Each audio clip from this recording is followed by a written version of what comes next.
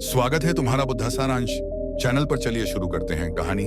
तो दोस्तों, आज मैं आपसे एक बहुत महत्वपूर्ण विषय पर बात करने जा रहा हूं। खुश रहने के 10 तरीके। खुशी हर इंसान की जरूरत है। हम चाहे कितने भी पैसे कमा लें, अगर खुश नहीं है तो वह सब व्यर्थ है। तो आइए जानते हैं वह 10 तरीके जो हमें सच्ची खुशी दे सकते हैं। आभार व्यक्त करें।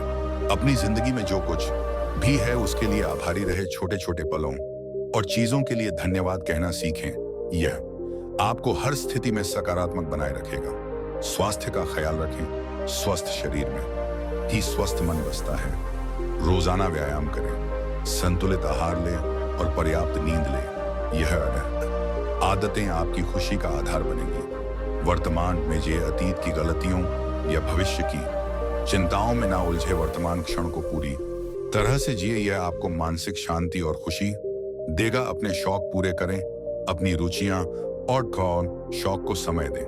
न केवल आपको आत्मसंतोष देगा बल्कि आपके अंदर रचनात्मकता भी लाएगा। सकारात्मक सोच रखें। नकारात्मक विचारों से बचे और हर स्थिति में कुछ अच्छा देखने की कोशिश करें। सकारात्मक सोच आपकी ऊर्जा को बढ़ाएगी। सहयोग और परोपकार करें। दूसरों की मदद करें। किसी की मुस्कान का कारण बनना अपने आप में एक बड़ी खुशी है। संबंधों को मजबूत करें। अपने परिवार और दोस्तों के साथ समय बिताएं। अच्छे रिश्ते मानसिक शांति और खुशी का स्रोत होते हैं। सीखने की इच्छा रखें। नई चीजें सीखते रहना आपको प्रेरित और उत्साहित रखेगा। यह आत्मविश्वास और खुशी को बढ़ाने में मदद करता है। ध्यान और प्रार्थना करें। ध्यान और प्रार्थना मन को शांत करते हैं और अंदरूनी खुशी प्रदान करते हैं। यह आपको जीवन की गहराई समझने में मदद करता है। छोटी छोटी खुशियों का आनंद लें। रोजाना की छोटी चीजों में खुशी ढूंढे, जैसे सूरज की पहली किरण, बच्चे की हंसी या एक कप चाय। इन सभी तरीकों को अपने जीवन में अपनाएं और देखिए कि आपकी जिंदगी कैसे बदलती है। खुशी आपके अंदर है, बस इसे पहचानने और अपनाने की जरूरत है। चलिए अब हम आपको खुशी के कुछ मंत्र बताते हैं एक कहानी के माध्यम से। तो चलिए शुरू करते हैं। प्राचीन भारत की बात है, जब राजकुमार सिद्धार्थ ने राजमहल और उसकी सुख सुविधाओं को त्याग कर सत्य और शांति की खोज के लिए वन का रुख किया। वह खोज रहे थे उस सवाल का उत्तर जिसने उनकी आत्मा को झकझोर दिया था। जीवन का असली अर्थ क्या है। कई सालों तक उन्होंने तपस्या की, कठिन साधना की, लेकिन संतोष और शांति उनसे दूर ही रहे। एक दिन थके हारे सिद्धार्थ एक बोधि वृक्ष के नीचे बैठ गए। उन्होंने निश्चय किया कि जब तक सत्य का साक्षात्कार नहीं होगा वह बाम यहां से बनाओ नहीं उठेंगे। उस रात चांदनी फैली हुई थी। जंगल शांत था। सिद्धार्थ ने अपनी आंखें बंद की और अपने भीतर झांकने लगे। जैसे जैसे उनकी साधना गहरी होती गई, उन्हें अपने अंदर के अंधकार का सामना करना पड़ा। उनके मन में सवाल उठे, दुख क्यों होता है, इसका अंत कैसे होगा। धीरे धीरे उन्होंने महसूस किया कि दुख का कारण हमारी इच्छाएं हैं। हम बाहरी चीजों में खुशी ढूंढते हैं, लेकिन असली खुशी तो हमारे अंदर है। उन्होंने जाना कि इंसान को केवल वर्तमान में जीना चाहिए। अतीत के पछतावे और भविष्य की चिंता से मुक्त होकर जीवन का आनंद लेना चाहिए। जब सुबह हुई तो सिद्धार्थ को आत्मज्ञान प्राप्त हुआ। अब वे गौतम बुद्ध बन चुके थे। उनकी आंखों में अपार शांति और करुणा थी। उन्होंने महसूस किया कि ज्ञान केवल अपने लिए नहीं बल्कि दूसरों की भलाई के लिए है। इसके बाद बुद्ध ने अपने ज्ञान को फैलाने का कार्य शुरू किया। एक दिन एक महिला उनके पास आई। उसका नाम किसा गौतमी था। वह अपने मृत बच्चे को लेकर रो रही थी। उसने बुद्ध से विनती की, हे भगवान, मेरे बेटे को वापस जीवित कर दीजिए। मैं उसके बिना नहीं जी सकती।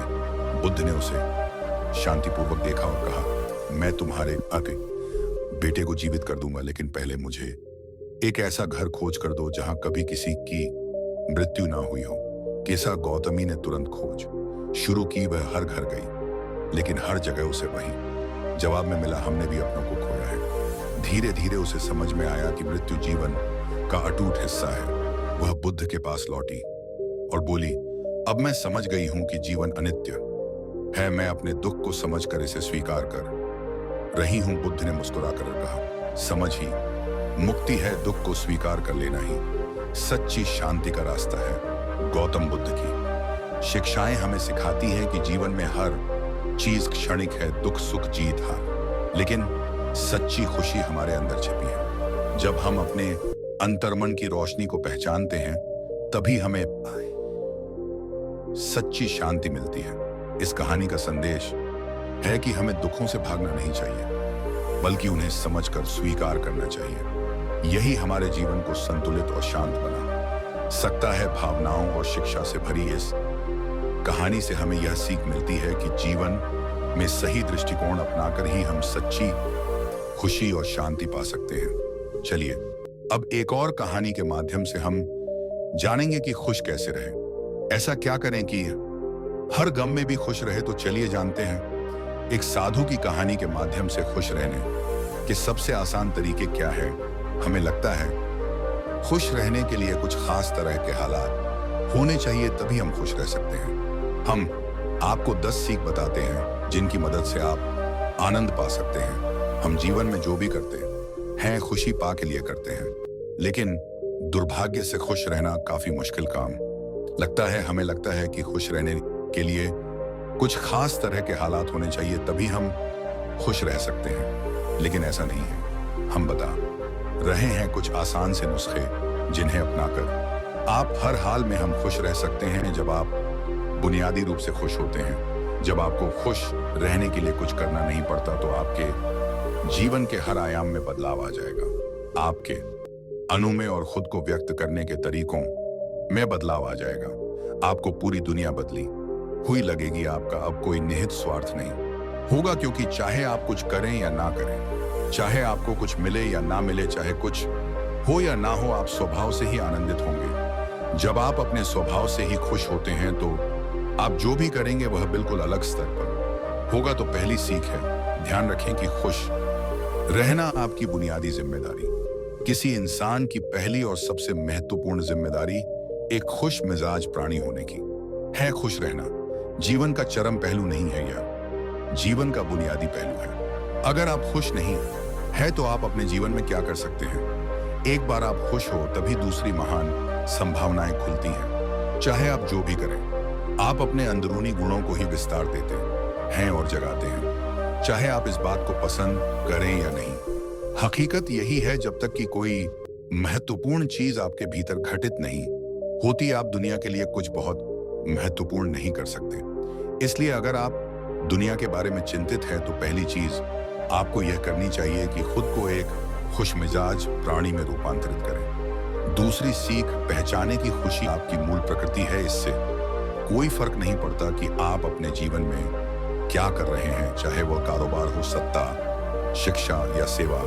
आप ऐसा इसलिए कर रहे हैं क्योंकि आपके भीतर कहीं गहराई में ये एक भावना है कि इससे आपको खुशी मिलेगी। इस धरती पर हम जो कुछ भी करते हैं वह खुश रहने की इच्छा से करते हैं, क्योंकि यह हमारी मूल प्रकृति है। जब आप बच्चे थे तो आप यूं ही खुश थे, वही आपकी प्रकृति है। खुशी का स्रोत आपके भीतर है। आप उसे हमेशा के लिए एक जीवंत अनुभव बना सकते हैं। तीसरी सीख, चीजों का महत्व पहचाने। आज सुबह क्या आपने देखा कि सूर्य बहुत अद्भुत तरीके से उगा, फूल खिले, कोई सितारा नीचे नहीं गिरा।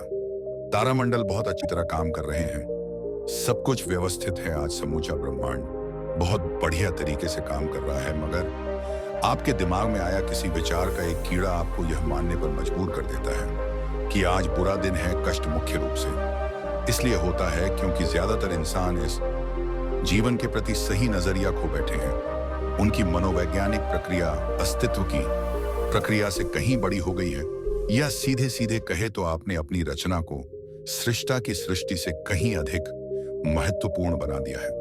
यह सारी पीड़ा का बुनियादी स्रोत है। हम इस बात की पूरी समझ खो बैठे हैं कि यहाँ जीवित रहने के क्या मायने हैं।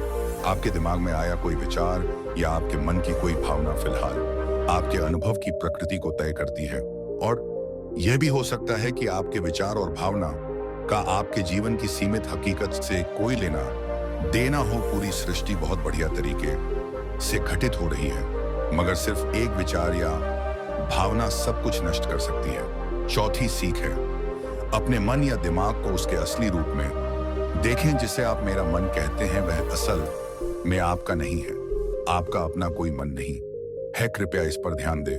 जिसे आप मेरा मन कहते हैं वह बस समाज का कूड़ेदान है। कोई भी और हर कोई जो आपके पास से गुजरता है वह है आपके दिमाग में कुछ ना कुछ डाल जाता है। आप वाकई यह चुन नहीं सकते कि किससे आपको चीजें ग्रहण करनी है और किससे नहीं करनी। अगर आप कहते हैं मुझे यह व्यक्ति पसंद नहीं है, तो आप किसी भी और से ज्यादा उस इंसान से ग्रहण करेंगे। आपके पास कोई चारा नहीं है। अगर आपको इस बात की जानकारी हो कि उसे ठीक करके कैसे इस्तेमाल करना है, तो यह कूड़ेदान उपयोगी हो सकता है। असर और जानकारी का यह ढेर जो आपने जमा किया है वह सिर्फ दुनिया में जीवित रहने के लिए उपयोगी। आप कौन हैं इससे उसका कोई संबंध नहीं है। पांचवी सीख, मन से अपने बुनियादी अस्तित्व की ओर बढ़े। जब हम किसी आध्यात्मिक प्रक्रिया की बात करते हैं तो हम मन से अपने बुनियादी अस्तित्व की ओर जाने की बात करते हैं। जीवन का संबंध इस सृष्टि से है, जो यहाँ मौजूद है उसे पूरी तरह जानना और उसके असली रूप में उसका अनुभव करना, अपने मन मुताबिक उसे विकृत ना करना ही जीवन है। अगर आप अस्तित्व की हकीकत की ओर बढ़ना चाहते हैं तो सरल शब्दों में आपको बस इस बात का ध्यान रखना होगा कि जो आप सोचते हैं वह महत्वपूर्ण नहीं है, जो आप महसूस करते हैं वह महत्वपूर्ण नहीं है। आप जो सोचते हैं उसका हकीकत से कोई लेना देना नहीं है, उसका जीवन के लिए कोई बड़ा महत्व नहीं है। मन बस उन फालतू चीजों में उलझा रहता है जो आपने कहीं और से इकट्ठा किया है। अगर आपको वह महत्वपूर्ण लगता है तो आप कभी उसके परे नहीं देख पाएंगे। आपका ध्यान स्वाभाविक रूप से उस दिशा में जाता है जिसे आप महत्वपूर्ण मानते हैं। अगर आपके विचार और आपकी भावनाएं आपके लिए अहम है तो स्वाभाविक रूप से आपका सारा ध्यान वही होगा। मगर यह सिर्फ एक मनोवैज्ञानिक हकीकत है। इसका अस्तित्व में मौजूद चीजों से कोई लेना देना नहीं है। कष्ट हम पर बरसाया नहीं जाता, उसे पैदा किया जाता है और उसे बनाने वाला कारखाना आपके मन में है। अब इस खाने को बंद करने का समय है। छठी सीख, सब कुछ पाने की कोशिश ना करें, अभिव्यक्त अव्यक्त करना शुरू करें। आज हम इतने जोर शोर से खुशी की तलाश कर रहे हैं कि धरती का जीवन ही खतरे में पड़ गया है। खुशी की तलाश में ना रहे, दुनिया में अपनी खुशी को अभिव्यक्त करना जाने। अगर आप मुड़कर अपने जीवन को देखें तो आपके जीवन के सबसे खूबसूरत पल वे थे जब आप अपनी खुशी को अभिव्यक्त कर रहे थे, ना कि जब आप उसकी तलाश कर रहे थे। जो आप बचाते हैं वह कभी आपका गुण नहीं होगा, जो आप फैलाते हैं, जो आप बिखेरते हैं वह आपका गुण होगा। अगर आप अपनी खुशी को बचा कर रखेंगे तो जीवन के अंत में कोई ऐसा नहीं कहेगा उसने अपने अंदर खुशी का एक अंश बचा कर रखा, वह बहुत खुशी के साथ मरा। वे कहेंगे यह भयानक प्राणी अपनी जिंदगी में कभी मुस्कुराया तक नहीं। लेकिन अगर आप हर दिन अपनी खुशी और प्यार को फैलाए तो लोग कहेंगे अरे वह एक खुश मिजाज और प्यार करने वाला इंसान था। सातवीं सीख, पंटर सुख और दुख में मुस्कुराइए। सुबह जब आप उठते हैं तो पहली पहली चीज आपको यह करनी चाहिए कि आप मुस्कुराए। किस पर? किसी पर नहीं, क्योंकि आप जगे यह कोई छोटी बात नहीं है। लाखों लोग जो कल रात सोए थे आज नहीं उठे, मगर आप और मैं उठे। क्या यह बहुत बढ़िया बात नहीं है कि आप जगे, इसलिए अपने जगने पर मुस्कुराइए। इसके बाद आसपास देखिए और अगर कोई है तो उन्हें देखकर मुस्कुराइए। बहुत सारे लोगों के साथ ऐसा हुआ कि उनका कोई प्रियजन आज सुबह नहीं जगा। आपको जो भी लोग प्यारे हैं वे जगह बाहर। यह तो बहुत अच्छा दिन है ना? फिर बाहर जाइए और पेड़ों को देखिए, वे भी पिछली रात को नष्ट नहीं हुए। बहुत से लोगों को यह अजीब लग सकता है, मगर आपको इसका महत्व तब पता चलेगा जब आपका कोई प्रियजन सुबह नहीं उठेगा। इसका महत्व जानने के लिए तब तक का इंतजार ना करें। यह कोई अजीब हंसने वाली बात नहीं है। यह सबसे कीमती चीज है कि आप जीवित हैं और जो भी आपके लिए मायने रखता है वह जीवित है। इस दुर्भाग्यपूर्ण रात जब इतने सारे लोग नहीं उठे और कितने सारे लोगों के प्रियजन नहीं उठे, तब आप और आपके प्रियजन उठ पाए। क्या यह शानदार चीज नहीं है? इसका महत्व समझे और कम से कम मुस्कुराए। कुछ लोगों को प्यार से देखना सीखें। आठवीं सीख, खुद को याद दिलाए। बहुत से लोगों को यह सब भूलने में बस घंटा भर लगता है और जल्दी ही उनका रेंगने वाला दिमाग किसी को काटने के लिए आतुर हो जाता है। इसलिए हर घंटे खुद को एक खुराक दें, जीवन की अहमियत याद दिलाएं। अगर आप बहुत ही संवेदनहीन हैं तो हर आधे घंटे में खुद को याद दिलाएं। अगर आप भीषण रूप से संवेदनहीन है तो खुद को हर हर 5 मिनट पर याद दिलाएं। अपने आप को याद दिलाने में बस 10 सेकंड लगते हैं, आप इसे बस 2 सेकंड में भी कर सकते हैं। मैं जीवित हूं, तुम जीवित हो। और क्या चाहिए नौवीं सीख जो आपके अंदर है उसे बदले। वर्तमान में आपके जीवन की गुणवत्ता उन कपड़ों से तय नहीं होती जो आप पहनते हैं, वह आपकी शैक्षिक योग्यताओं, आपकी परिवार की स्थिति या आपके बैंक बैलेंस से तय नहीं होती। आपके जीवन की गुणवत्ता इस पर निर्भर करती है कि आप अपने भीतर कितने वो शांत और खुश हैं। निश्चित रूप से जिसे भोजन व गंध से नहीं मिलता और जिसके पास जीवित रहने के लिए जरूरी बुनियादी चीजों की कमी है, वह शारीरिक रूप से बहुत कष्ट में होगा। इस पर ध्यान दिए जाने की जरूरत है। ऐसे लोगों के लिए हमें उन बुनियादी चीजों की व्यवस्था करनी होगी, मगर बाकियों के लिए उनकी जरूरतें एक अंतहीन सूची है। आपको लगता है कि कार चला रहा आदमी सड़क पर पैदल चल रहे आदमी से ज्यादा खुश है। नहीं, आपके पास क्या है उससे यह तो नहीं होता। यह इस पर निर्भर करता है कि वे उस समय कैसा महसूस कर रहे हैं। दवी और आखिरी सीख, अपने आप को दूसरों से तुलना करना छोड़ दें। ज्यादातर लोग इसलिए दुखी नहीं होते क्योंकि उनके पास किसी चीज की कमी होती है। वे दुखी इसलिए होते हैं क्योंकि वे खुद की तुलना किसी और से करते हैं। ना, आप एक मोटर बाइक चला रहे हैं, आप किसी को कोई व्यक्ति आपको मोटर बाइक पर देखता है और यह उसके लिए लिमो सन है। पैदल चलता कोई व्यक्ति साइकिल को देखकर सोचता है, अरे वाह, अगर मेरे पास सिर्फ यह साइकिल होती तो मैं अपनी जिंदगी में क्या कर लेता। ये एक बेवकूफाना खेल है जो चलता रहता है। जो लोग खुश रहने के लिए बाहरी हालात पर निर्भर रहते हैं, वे कभी अपनी जिंदगी में सच्ची खुशी नहीं महसूस कर पाएंगे। निश्चित रूप से अब समय है कि हम अपने अंदर झांके और देख कि हम किस तरह खुशहाली में रह सकते हैं। जीवन के अपने अनुभव से आप साफ साफ देख सकते हैं कि सच्ची खुशी आपको तभी मिलती है जब आपके अंतर मन में बदलाव आता है। जब आप खुश होने के लिए बाहरी स्थितियों पर निर्भर होते हैं तो आपको समझना चाहिए कि बाहरी हालात कभी भी आई कनाब 100% आपके अनुकूल नहीं होते। जब यह हकीकत है तो कम से कम इस एक इंसान यानी कि आपको उस तरह रहना चाहिए जैसे आप रहना चाहते हैं। अगर आप अपने अंदर उस तरह होते हैं जिस रूप में आप खुद को रखना चाहते हैं तो आप कुदरती तौर पर खुश होंगे। यह कोई ऐसी चीज नहीं है जिसे आपको खोजना पड़े। अगर आप अपनी मूल प्रकृति में वापस चले जाते हैं तो आप सिर्फ खुश ही रहेंगे। हमारी दूसरी कहानी है अपने मन पर नियंत्रण कैसे करें। आज हम आपको मन पर नियंत्रण करने के 10 उपाय बताएंगे। अगर आप फॉलो करते हैं तो यकीनन आप अपने मन पर नियंत्रण कर पाएंगे। तो चलिए दोस्तों, हम आपको एक एक करके समझाते हैं अपने मन को नियंत्रित करने के लिए 10 युक्तियां। हमारे मन में अक्सर दिन भर में इतने सारे विचार आते हैं कि यह महसूस करना मुश्किल हो जाता है कि हम उन पर पूरी तरह से नियंत्रण रख पा रहे हैं। कभी कभी ऐसा लगता है कि वे आपके दिमाग पर हावी हो गए हैं। आप एक ऐसे दिन के बाद बिस्तर पर लेट रहे हैं जो कभी खत्म होता नहीं दिख रहा था। आपका शरीर थका हुआ है और आपके तकिए आपको बुला रहे हैं, लेकिन जैसे ही आप बिस्तर पर लेटते हैं आपका दिमाग पागल हो जाता है। यह विचार अचानक से आपके दिमाग में आते हैं और आपको नहीं पता कि इनके बारे में क्या करना है। अचानक आप तनाव में आ जाते हैं और आपको तो ये लगता है कि आप कभी सो नहीं पाएंगे। तब आपको पता चलेगा कि आपको अपने मन को नियंत्रित करना सीखना होगा। आप सीख सकते हैं कि उन अवांछित नकारात्मक विचारों को अधिक सकारात्मक सोच के लिए कैसे बदला जाए। यह आपकी उंगलियों के इशारे से नहीं होगा, लेकिन निरंतर प्रयास से आप अपने विचारों को अधिक उत्पादक सकारात्मक चीजों पर केंद्रित करने में सक्षम होंगे। आइए जानें किस अपने विचारों को नियंत्रित करना क्यों महत्वपूर्ण है और हमारे विचार हमारे शरीर के बाकी हिस्सों से किस प्रकार जुड़े हुए हैं। अवांछित विचार क्या है? हम जानते हैं कि सकारात्मक सोच और आशावाद वास्तव में हमारे स्वास्थ्य और शारीरिक कल्याण में सुधार कर सकते हैं, लेकिन अवांछित विचार हमें नकारात्मक भावनाओं से भर सकते हैं और हमें पराजित महसूस करा सकते हैं। वे हमें अतीत में उलझा कर या भविष्य के बारे में चिंतित महसूस कराकर वर्तमान क्षण से दूर ले जाते हैं। अवांछित विचारों के साथ हम नकारात्मक आत्मचर्चा से जूझ सकते हैं, क्योंकि हम कम आत्मविश्वास महसूस करते हैं, अधिक आत्मसंदेह करते हैं और हमारा आत्मचय सम्मान कम होता है।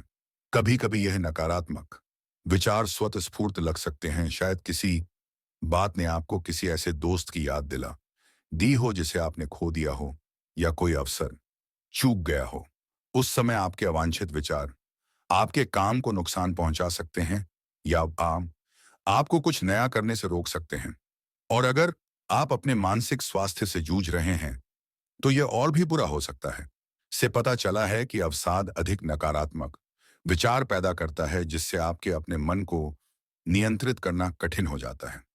अगर हम अपने विचारों पर नियंत्रण पाने के लिए प्रयास नहीं करते हैं, तो हमारे अवांछित विचार हमारे समग्र स्वास्थ्य पर नकारात्मक प्रभाव डाल सकते हैं। अगर आपको लगता है कि अवांछित विचारों से जूझने वाले आप अकेले नहीं हैं, तो आप अकेले नहीं हैं। बेटरअप में हमारे कोच स्वस्थ स्वास्थ्य के निर्माण की दिशा में काम करते समय सहायता और मार्गदर्शन प्रदान करते हैं। अवांछित विचारों से दूर अपने मन पर नियंत्रण पाना सीखना आसान नहीं है। इसके लिए कड़ी मेहनत और भरपूर ध्यान की आवश्यकता होती है। कुछ दिनों में आपके आज अवांछित विचार आप पर भारी पड़ सकते हैं, लेकिन महत्वपूर्ण बात यह है कि आप इस विचार से बचे। क्या आप अपने मन को नियंत्रित कर सकते हैं? क्योंकि आप निश्चित रूप से कर सकते हैं। माइंडफुलनेस मेडिटेशन और श्वास व्यायाम का अभ्यास करें। अपने आत्म संवाद में अपमान के स्थान पर सकारात्मक कथनों को शामिल करें। अपने दिमाग को शांत करने के लिए दिन में कुछ समय रुकें।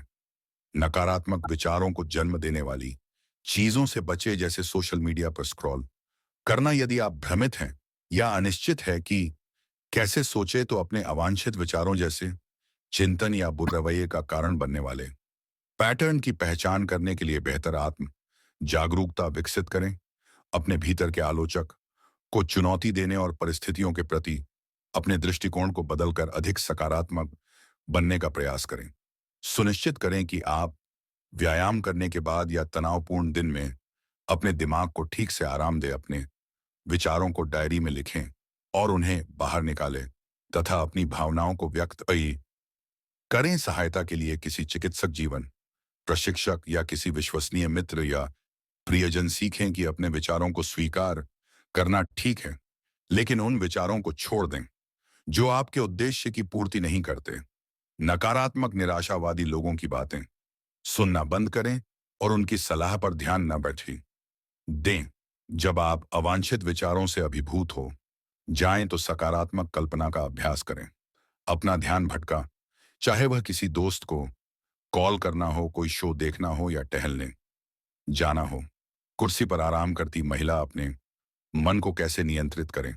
अपने मन पर नियंत्रण रखना क्यों महत्वपूर्ण है? अपने मन पर नियंत्रण रखने से हमें अपने अल्पकालिक और दीर्घकालिक लक्ष्यों को प्राप्त करने में मदद मिलती है। यह हमें एक स्पष्ट आत्मविश्वासी विकास मानसिकता के साथ पेशेवर और व्यक्तिगत रूप से अपने दिन गुजारने में मदद करता है। जब हमारे मन पर आक्रमण हो रहा हो, तो अपने लक्ष्यों को प्राप्त करना कठिन हो जाता है, विशेषकर तब जब आक्रमण हमारे भीतर से हो रहा हो। या हमले हमारा ध्यान भटका सकते हैं, हमें खुद पर संदेह करवा सकते हैं और हमारी प्रगति को पटरी से उतार सकते हैं। लेकिन आप जिस चीज पर ध्यान देते हैं, उसका असर आपके जीवन पर पड़ता है। अगर आप अपने नकारात्मक विचारों को दूर करना सीख जाते हैं, तो आपके लिए सकारात्मक सोच बनाए रखना आसान हो जाएगा। नकारात्मक सोच से बचने पर अपना ध्यान केंद्रित करने की कोशिश करें। अधिक केंद्रित मानसिकता के साथ, जो अवांछित विचारों से दबी हुई नहीं है, हम वह हासिल कर सकते हैं जिसे हम हासिल करना चाहते हैं। कभी कभी हमें अपने मन को उन विचारों से दूर रखना पड़ता है जो सकारात्मक लगते हैं, लेकिन वास्तव में हमें किसी नकारात्मक या परेशान करने वाली चीज की ओर ले जा सकते हैं। अपने परिवेश के बारे में यथार्थवादी होना और स्वस्थ आशावादी होना महत्वपूर्ण है। बहुत ज्यादा सकारात्मक होना इस हद तक कि यह विषाक्त हो जाए, हमारे दिमाग के लिए भी अच्छा नहीं है। इसे पहचानना और नियंत्रित करना उतना ही महत्वपूर्ण है जितना कि अपने अवांछित विचारों को प्रबंधित करना, अपने मन को नियंत्रित करने के क्या लाभ हैं? अपने विचारों पर नियंत्रण रखने से आपको कई अलग अलग लाभ मिलते हैं जो आपके जीवन के हर पहलू को प्रभावित करते हैं।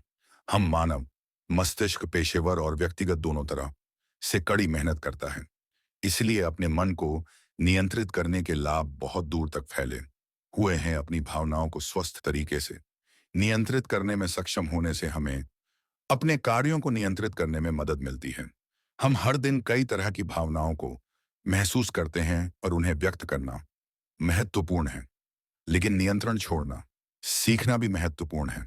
और यह हमें उन विचलित करने वाले या अवांछित विचारों से छुटकारा पाने में मदद करेगा। अपने मन को नियंत्रित करने से आपको 8 लाभ मिल सकते हैं। आप अपने रिश्तों में सीमाएं तय करना जानते हैं, क्योंकि आप जानते हैं कि आपको क्या चाहिए और क्या चाहिए। आपके विचार अधिक उद्देश्यपूर्ण और सार्थक हैं।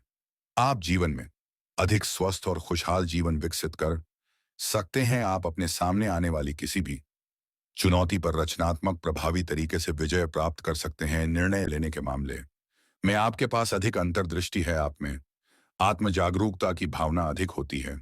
आप रात को बेहतर नींद लेते हैं क्योंकि आपका मन शांत रहता है।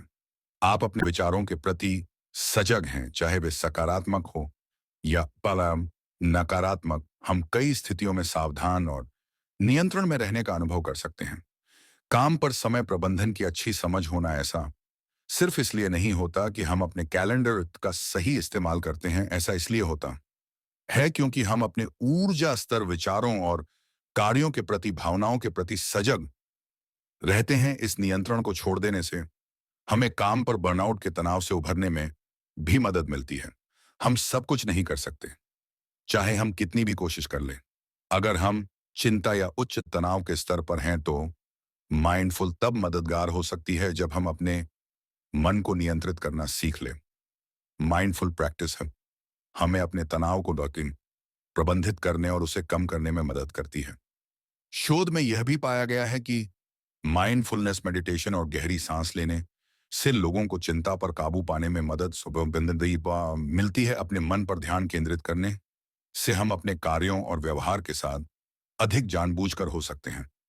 मन, शरीर और भावनाओं के बीच संबंध। हमने अपने विचारों के बारे में बहुत बात की है, लेकिन हम यह नहीं भूल सकते कि हमें अपने मन को नियंत्रित करने के लिए अपने शरीर की स्थिति और भावनाओं के बारे में जागरूक होने की आवश्यकता है, क्योंकि हमारा मन, शरीर और भावनाएं सभी एक दूसरे से जुड़े हुए हैं। इसीलिए हमें अपने संपूर्ण व्यक्तित्व के बारे में सोचना होगा। जीवन जीने के लिए एक संपूर्ण व्यक्ति दृष्टिकोण का मतलब है कि यह सब आपके बारे में है। आप ड्राइवर की सीट पर हैं और विस्तार से बता रहे हैं कि आप क्या महसूस करते हैं। आपका शरीर कैसा काम कर रहा है और आपके दिमाग में क्या चल रहा है, और प्रत्येक भाग उतना ही महत्वपूर्ण है जितना कि अगला। जब आप अपने अवचेतन मन को नियंत्रित करना सीखने की कोशिश कर रहे हैं और इसके विपरीत, तो आप अपने भौतिक शरीर को कैसा महसूस होता है इसकी उपेक्षा नहीं कर सकते। हमारे मन, शरीर और आत्मा के बीच संतुलन बनाने का प्रयास, इससे हमें समग्र रूप से स्वस्थ रहने में मदद मिलेगी और हमारे निजी और पेशेवर जीवन को विपरीत नहीं माना जा सकता। अगर हमारा निजी जीवन स्वस्थ है लेकिन हमारा करियर हम निजी पर भारी पड़ रहा है, तो हमारा समग्र स्वास्थ्य प्रभावित होता है। अपने करियर में सफल होने के लिए यह भी जरूरी है कि हम रात को ठीक से सोए, संतुलित भोजन करें और सामाजिक संबंध बनाएं। अगर आप किसी एक क्षेत्र की उपेक्षा कर रहे हैं क्योंकि वह महत्वहीन लगता है, तो आप अपना जीवन नहीं बदल सकते। आप एक संपूर्ण व्यक्ति हैं और आपको अपने संपूर्ण स्व का ध्यान रखना चाहिए। याद रखें, आप अपने मन के मालिक हैं, जैसा कि संपूर्ण व्यक्ति दृष्टिकोण बताता है। अपने आप को यह याद दिलाना महत्वपूर्ण है कि आप नियंत्रण में हैं। कोई और आपको यह नहीं बता सकता कि आपको क्या सोचना चाहिए या क्या नहीं। इसलिए यह आप पर निर्भर है कि आप क्या काम करते हैं। कभी कभी अपने अवांछित विचारों को चुनौती देना और उन्हें दूर करने के लिए आवश्यक कड़ी मेहनत करना कठिन हो सकता है, लेकिन बहादुर बनकर और अब भी नकारात्मक विचारों से निपटना भविष्य में स्वस्थ, अधिक सकारात्मक सोच के लिए जगह बनाएगा। आप तय करते हैं कि आपके मन में कौन से विचार आते हैं और आप उनसे कैसे बातचीत करते हैं भविष्य में अपने आप से पूछे क्या आप अपने मन को खुद पर नियंत्रण करने देंगे या आप अपने मन को नियंत्रित करना सीखने की दिशा में काम करेंगे। हर किसी को यह महसूस करने का हक है कि उनका दिमाग उनका अपना है। यह आपको आवश्यक सहायता प्रदान कर सकता है ताकि आप अपने अवांछित विचारों से छुटकारा पा सके और उन्हें ऐसे विचारों से प्रतिस्थापित कर सके जो आपकी भलाई में मदद करते हैं। तो चलिए अब चलते हैं अपनी तीसरी और आखिरी कहानी की तरफ। यह स्टोरी हम आपको एक कहानी के माध्यम से समझाएंगे। तो चलिए शुरू करते हैं। एक राजा ने अपने पुरुषार्थ राज्य को समृद्ध बना दिया था। राज्य में रण बड़ी सुखी थी क्योंकि वह प्रत्येक वर्ग के हितों को ध्यान में रखकर काम करता था। जब राजा वृद्ध हुआ तो उसे योग्य उत्तराधिकारी को चिंता सताने लगी क्योंकि उसे लगता कि योग्य उत्तराधिकारी के बिना सुव्यवस्था अव्यवस्था में बदल जाएगी और प्रजा की परेशानी बढ़ जाएगी। हालांकि राजा अल्मनंत का एक बेटा था किंतु वह अत्यधिक आलसी और कर्महीन था। वह स्वयं को मालिक समझता और शेष सभी को अपना गुलाम। यह अहंकार उसके आचरण में सदैव झलकता था। राजा उसे सुधारने के उद्देश्य से बुद्ध के आश्रम में छोड़ आया। बुद्ध ने अगले ही दिन राजकुमार को आदेश दिया, वत्स, यहाँ से 5 कोस पर एक जंगल है, तुम वहां जाकर फूलों के कुछ पौधे ले आओ और उन्हें आश्रम के अहाते में लगा दो। या सुनते ही राजकुमार को बड़ा क्रोध आया क्योंकि उसने तो आदेश देना ही सीखा था, क्योंकि उसके पिता ने बुद्ध को बात मानने को कहा था। इसलिए वह मन मारकर जंगल गया और फूलों के पौधे लाकर आश्रम में लगा दिए। राजकुमार ने उन्हें सींचा और जानवरों से बचाने के लिए उनकी रात दिन रखवाली की। कुछ महीनों में सारा आश्रम भांति भांति के सुंदर फूलों से खिल उठा। राजकुमार अपनी मेहनत का ऐसा फल देखकर बहुत प्रसन्न हुआ। बुद्ध ने उसे शाबाशी देते हुए समझाया, वत्स, याद रखो, जो सोता है उसका भाग्य भी सो जाता है और जो चलता है उसका भाग्य निरंतर के साथ चलता है। अब राजकुमार कर्मठ बन चुका था। राजा को अपना योग्य उत्तराधिकारी मिल गया था। कर्म सफलता की कुंजी है, अतः सदैव कर्मठ रहना चाहिए। एक दिन एक शिक्षित युवक बुद्ध के पास आया। उसने बुद्ध को प्रणाम कर अपनी जिज्ञासा रखी, गुरुजी, आप ईश्वर की बात करते हैं, क्या आपने ईश्वर के दर्शन किए हैं जो आप सा अधिकार इस विषय पर इतना कुछ कह पाते हैं? बुद्ध ने कुछ नहीं कहा एंड स्नेहपूर्वक उसके सर पर हाथ फेर दिया। युवक ने समझा कि बुद्ध के पास मेरे प्रश्न का उत्तर नहीं है। फिर उन्होंने कहा, आओ हम कुछ देर यहाँ के बगीचे में घूमें। बगीचे में गुलाब और रजनीगंधा के सुगंधित फूल लगे थे। युवक बोला, गुरुजी, इन फूलों की सुगंध से सारा वातावरण महक रहा है। बुद्ध ने कहा, वत्स, तुम ठीक कहते हो, किंतु एक बात बताओ कि यह सुगंध तुम्हें दिखाई दे रही है? युवक बोला, जी नहीं, सुगंध तो अनुभव की जाती है। तब बुद्ध ने कहा, बस यही तुम्हारे प्रश्न का उत्तर है। तुम्हारे शरीर में जब कभी कहीं चोट लगती है तो दर्द होता है, क्या इस दर्द को तुम देख सकते हो? युवक बोला, नहीं, वह भी अनुभूत ही होता है। बुद्ध ने अंतिम रूप से युवक का समाधान करते हुए कहा, आत्मा और परमात्मा के साथ भी यही बात है। आत्मा को परमात्मा की अनुभूति के द्वारा उसका साक्षात्कार होता है, ना कि स्थूल नेत्रों से। युवक अब पूर्ण संतुष्ट था। बुद्ध का आभार मानते हुए वह चला गया। परमात्मा सदैव अनुभूति के स्तर पर ही घटता है और यह घटना के तब होती है जब मन पूर्णतः निर्लिप्त तथा संभव को प्राप्त हो चुका हो। महात्मा बुद्ध नदी के किनारे एकांत में अपनी कुटिया में रहते थे। उन्होंने कुटिया के चारों ओर हरे भरे वृक्ष लगा रखे थे जिन पर सुबह शाम पक्षियों का कलरव गूंजता रहता था। प्रकृति का यह मधुर साध महात्मा बुद्ध को सदैव आनंदित रखता था। पक्षी और पेड़ पौधे तो मानो उनका परिवार ही बन गए थे। एक दिन महात्मा बुद्ध प्रातःकालीन उठे ही थे कि द्वार पर उन्हें एक सेठ जी खड़े नजर आए। उन्हें चिंताग्रस्त देख महात्मा बुद्ध ने उनसे समस्या जाननी चाहिए। सेठ जी बोले, महाराज, मेरे पास विशाल संपदा है, भरा पूरा परिवार है और मुझे कोई रोग भी नहीं है। फिर भी मुझे नींद नहीं आती, रात भर करवट ही बदल रहता हूं। महात्मा बुद्ध ने आत्मीयता से सेठ जी के सिर पर हाथ फेर कर कहा, सेठ, तुम्हारे पास सब कुछ भले ही हो किंतु वह नहीं है जो नींद के लिए आवश्यक है। सेठ ने पूछा, वह क्या है महाराज?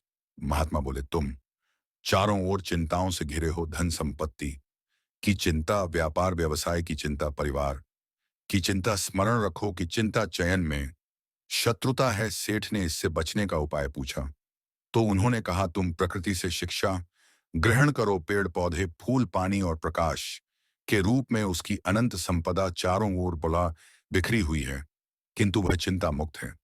अपनी इस दौलत को पूरी दुनिया पर दोनों हाथों से सत लुटाती रहती है।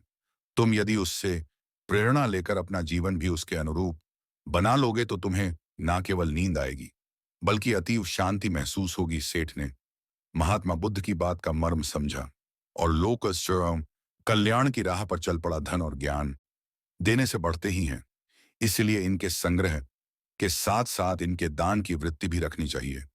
एक गरीब किसान गौतम बुद्ध का बहुत बड़ा भक्त था। एक दिन वह बुद्ध के पास आया और अपने गांव आने का आग्रह किया। बुद्ध उसके गांव पहुंचे तो सारा गांव उन्हें देखने व सुनने के लिए उमड़ पड़ा, किंतु वह किसान नहीं आया। हुआ यह कि उसी दिन किसान के बैलों की जोड़ी कहीं खो गई। किसान इस दुविधा में रहा कि बुद्ध का प्रवचन सुने या अपने बैलों को खोजे। काफी सोचने के बाद उसने अपने बैलों को खोजने का निर्णय किया। घंटों भटकने के बाद बैल मिले। थका हारा किसान घर आया और भोजन कर सो गया। अगले दिन वह अति संकोच से क्षमा प्रार्थी बन बुद्ध पेते के पास पहुंचा तो वे बड़े स्नेह से बोले, मेरी दृष्टि में यह किसान मेरा सच्चा अनुयायी है। इसने उपदेश से अधिक महत्व कर्म को दिया। यदि यह कल बैलों को ना ढूंढते हुए उपदेश सुनता तो मेरी बातें इसकी समझ में नहीं आती, क्योंकि मन बैलों में अट रहता। इसने कर्म को महत्व देकर प्रशंसनीय काम किया। सार यह है कि हम जहां जिस भूमिका में हो उसका ईमानदारी से निर्वाह करें। यही सच्ची आध्यात्मिकता है, क्योंकि प्रत्येक धर्म कर्म को ही सर्वोपरि महत्व देता है। गौतम बुद्ध को उनके अनुयायी यदि स्नेह से कहीं बुलाते तो वे अवश्य जाते।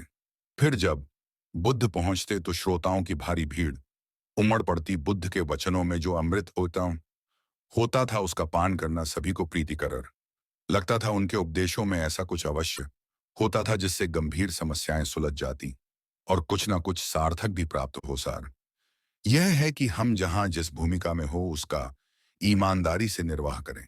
यही सच्ची आध्यात्मिकता है, क्योंकि प्रत्येक धर्म कर्म को ही सर्वोपरि महत्व देता है। गौतम बुद्ध के पास उनका प्रिय शिष्य पूर्ण पहुंचा। बुद्ध ध्यानावस्था में बैठे थे। पूर्ण के पहुंचने पर उन्होंने आंखें थोड़ी सी खोली और पूर्ण से आने का कारण पूछा तो उसने कहा, मैं धर्म प्रचार के लिए जाना चाहता हूं, आपकी आज्ञा चाहिए। बुद्ध मुस्कुराए और कहा, पूर्ण धर्म की राह बहुत मुश्किल है। तुम लोगों को अच्छी बातें बताने जाओगे और लोग तुम पर नाराज होंगे। हो सकता है कि अपशब्द भी कहें। इस पर पूर्ण ने कहा, कोई बात नहीं, मैं यह सोचकर उनकी बातों पर ध्यान नहीं दूंगा कि उन्होंने अपशब्द ही कहे। पिटाई तो नहीं की। बुद्ध बोले, हो सकता है कि कुछ लोग हाथ उठा दे। पूर्ण ने कहा, तब मैं यह सोचकर उन्हें क्षमा कर दूंगा कि उन्होंने मुझ पर शस्त्रों से प्रहार तो नहीं किया।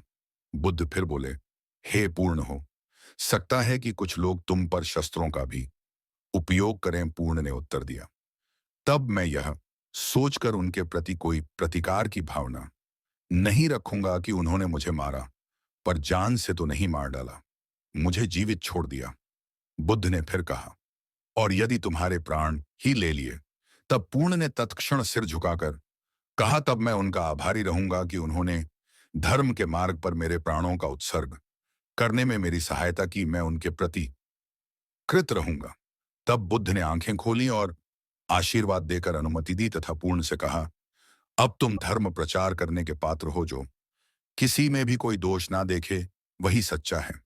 अच्छाई के मार्ग पर चलना बहुत मुश्किल काम है। जो इस राह पर चलता है उसके मार्ग में अनेक बाधाएं आती हैं, लेकिन जो व्यक्ति किसी में भी दोष ना देखे वही बाधाओं को सहजता से पार कर अपने लक्ष्य को पूरा कर पाता है। बायतुन है, एक बार गौतम बुद्ध जब वन से गुजर रहे थे तब एक राक्षसी हाथ में तलवार लेकर प्रकट हुई और कहा, अरे बुद्ध, आज तुम्हारे प्रेम को मेरी घृणा के सामने झुकना ही पड़ेगा। आज तुम्हारे जीवन का अति दिन है।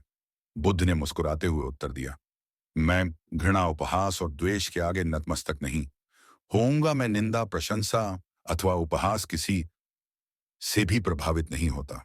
तुम मुझसे इतनी घृणा करती हो पर मैं तो तुमसे भी प्रेम करता हूं, राक्षसी ने पूछा। तुम मुझसे प्रेम क्यों करते हो? बुद्ध बोले, मैं तुम्हें मां का रूप देख रहा हूं और मां तो प्रेम का रूप होती है, उसमें हिंसा हो ही नहीं सकती। इतना सुनते ही राक्षसी के हाथ से तलवार गिर पड़ी। हे बुद्ध, तुम धन्य हो। इतना कहते ही वह देवी में बदल गई और अंतर्धान हो गई।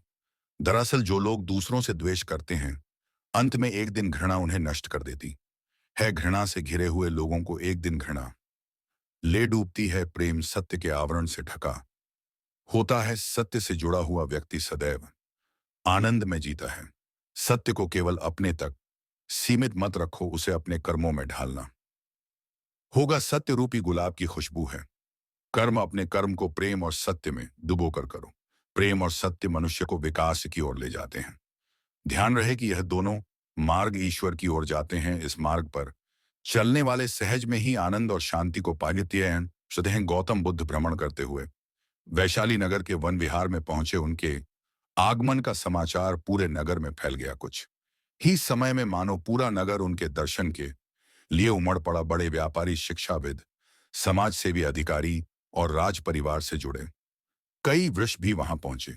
सभी की भावना थी कि तथागत बुद्ध अपने शिष्यों सहित उनके निवास पर पहुंचे एवं भोज का आमंत्रण स्वीकार। बुद्ध सभी के निवेदन को सुन रहे थे और स्वभाव